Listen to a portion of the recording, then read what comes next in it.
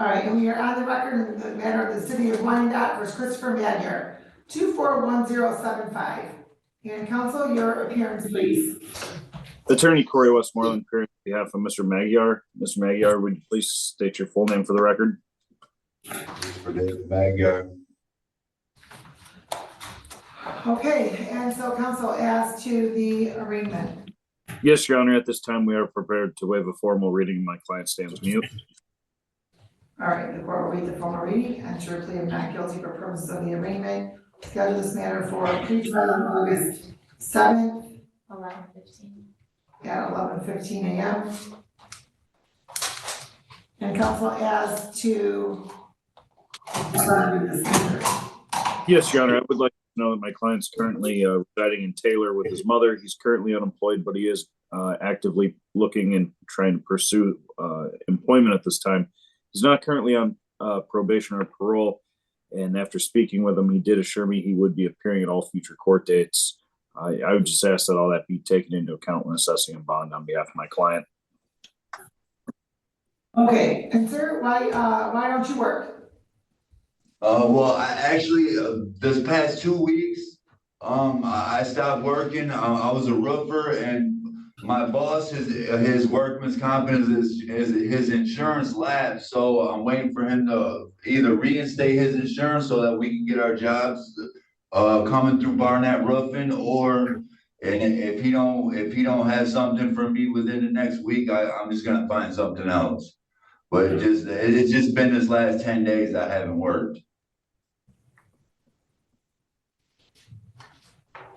And sir, you're not on probation or parole for anything else? No. You have a significant criminal history, sir. Yes, Your Honor, I do understand that, Your Honor. I've been doing good ever since, I came home, and this time it just got out of order. I got in an argument with my old lady, and I raised my voice a little bit too much. My voice is deep, so it travels. Pause. Got home from where? Can you repeat that? You say that you've not been getting in trouble since you've been home. Been home from where? Where did you go? The Michigan Department of Corrections. Okay, and so how long were you in custody, sir? I was in custody for a little over 3 years, and I came home in 2019, and I've been home for about a good 4 or 5 years. I haven't had no issues. No, Okay. You know what I mean? Hold on. You mentioned you got in a disagreement with your old lady. What does that mean, old lady? Who's that? I apologize. I got in a verbal argument with my girlfriend who I'm living with, and we started.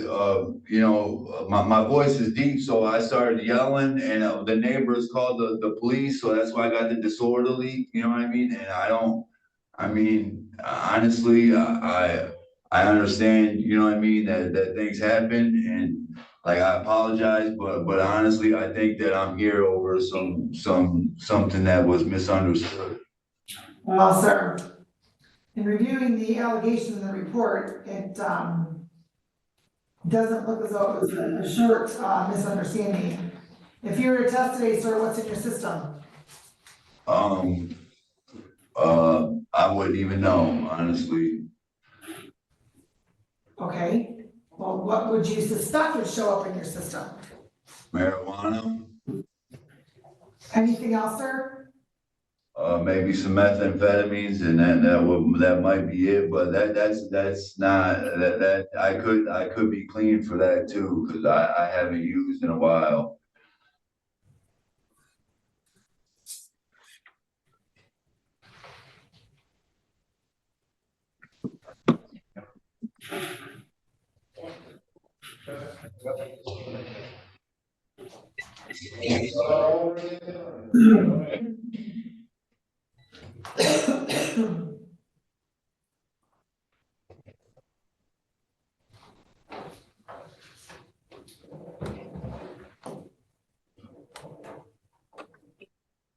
Are you on bond in any other jurisdiction, sir?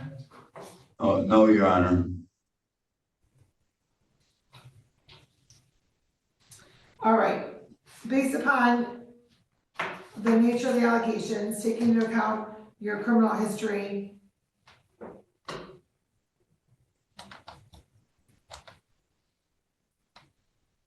and the nature of the charges here, and in order to make sure that the bond conditions are complied with and that you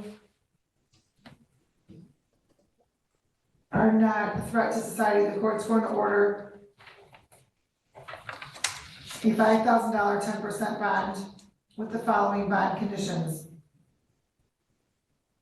You do not have any contact with Ms. Borgowski, that's phone contact, text message, email, social media, third party, anything of the like. You're not to return to the home on 9th Street, with the exception of obtaining personal belongings accompanied by a police officer on one visit. You're not to possess or consume any alcohol or drugs that are not prescribed. And then we'll see you back on August 7th, sir. Thank you.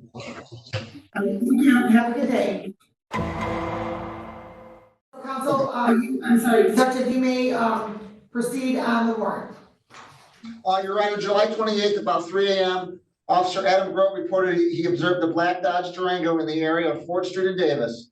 Officer Grote reported the vehicle was observed heavily swerving, nearly striking a curb, and traveling at a reckless speed with estimated speeds of in excess of 70 miles an hour.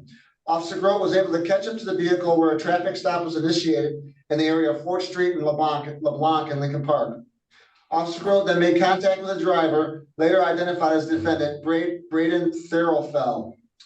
Officer Grote reported that upon his initial contact with the defendant, he detected a strong odor of intoxicants coming from him, in addition to what appeared to be powder or crack cocaine on the center console, the front seat passenger seat, and on the defendant himself. Defendant was asked to submit to a series of standard field sobriety tests, at which time he failed. The defendant was also submitted to a preliminary breath test with a result of 0.17 BAC. The defendant was then advised he was under arrest for OWI, where he was cuffed and detained in the rear of a patrol car. During an inventory search of the vehicle, officers recovered a small glass jar containing the suspected cocaine, where it was field tested with a positive result as being cocaine. Officers also discovered an open container of whiskey under the driver's seat of the vehicle. Per lead SOS, the defendant has a prior alcohol conviction in 2021, and once at the station, the defendant agreed to a breath test with a BAC result of 0.21 at 4:09 a.m. The probable cause exists that to believe defendant committed the offenses. And counsel, good morning. Your appearance, please. Good morning, Judge. Attorney Corey Westmoreland, appearing on behalf of Mr. Thrillfall. At this time, Judge, we are prepared to waive a formal reading. My client stands muted. Thank you. And Mr. Thrillfall, your name for the record, please. Braden Thrillfall, Braden Richard Thrillfall. Okay. And the court will, you said waive the formal reading, correct? Can you repeat that, Your Honor? Counsel, you said this, you were going to waive the formal reading? That's correct, Your Honor. Okay. The court will waive the formal reading. Sir, you have the right to have an attorney represent you. If you cannot afford one, the court can appoint you to represent you. In fact, you had an opportunity to speak to an attorney today. Is that correct?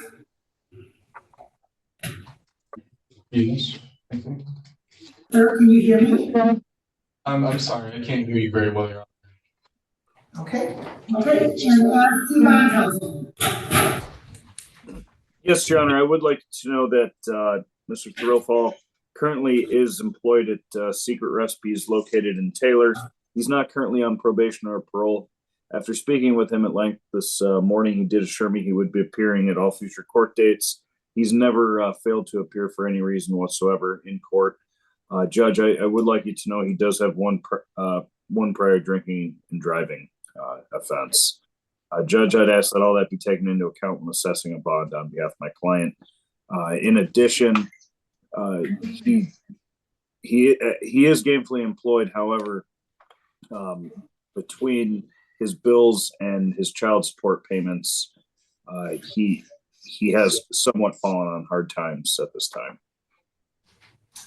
All right, well, so Mr. Threlfall, how long have you been working at the restaurant? I've been there for around 2.5 years, Your Honor. And if you were to test today, what's in your system? If I was tested today, Yes.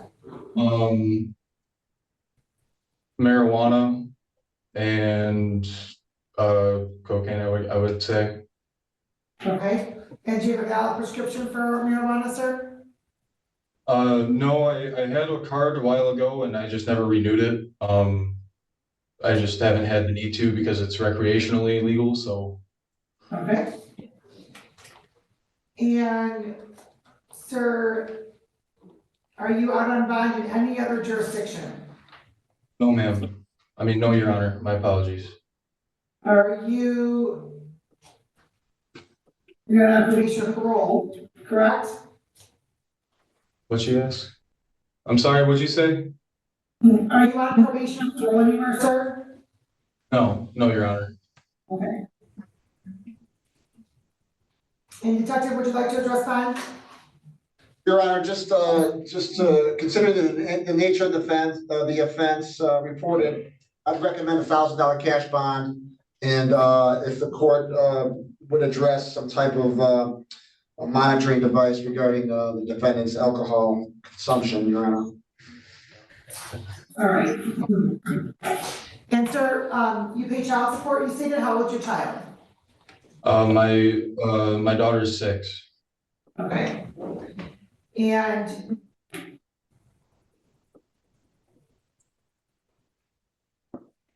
so that's paid through the court? There's a court order for that, sir? Yes. Okay. And you have regular parenting time with your child? Yeah, it's every Sunday, but it's amenable depending on what she asks for. So if she's okay with it, I'll take her sometimes from Monday to Thursday, sometimes from just Sunday to Monday. It's amenable by our own agreement, Your Honor. Does your limited parenting time have anything to do with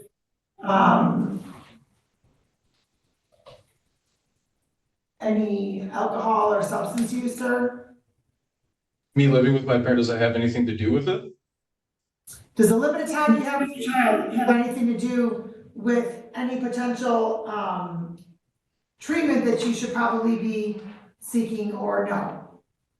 No, I wouldn't say so. Like, are you saying that the amount that I see my daughter is? I don't quite understand the question, if you want me to be honest. Okay, I'm just wondering, sir, if you've had a history of alcohol or substance use, and that's one of the reasons why you have limited parenting time. No, I have limited parenting time because of the other parent question. Because of what? The other parent in question. Oh, okay. All right, so here's what the court's going to do. Based upon the nature of the charges, based upon the court wanting to protect the safety of the public and ensuring that Mr. Threlfall is going to be returning to court and complying with this court's conditions of bond, this court's going to order a $10,000 10% bond, alcohol tether, which, sir, I will allow you to obtain through EMS tether, but you don't leave without having that tether, okay? So that means that they'll come here. It's an additional, I think, $190 that would have to be paid in addition to your bond. Yes, upfront.